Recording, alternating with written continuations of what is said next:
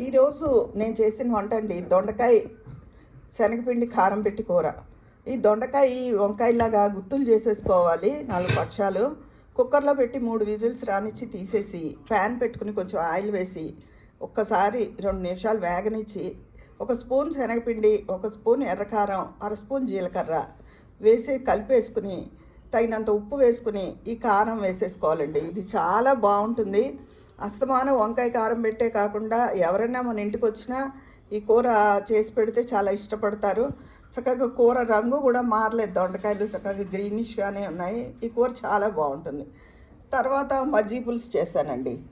వంకాయ ముక్క, ఆనపకాయ అవి వేసి మామూలుగా శనగపిండితోనే, అంటే ఇది 2-3 రకాలుగా చేస్తాను. ధనియాలు, శనగపప్పు నానబెట్టి ఈరోజైతే ఒక స్పూన్ శనగపిండి పెరుగులో కలిపేసి బీట్ చేసేసుకున్నాను మజ్జిగలాగా.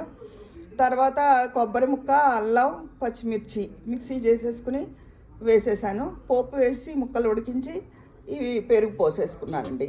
ఈరోజు నా వంట మజ్జిగ పులుసు, దొండకాయ శనగపిండి కారం కూర.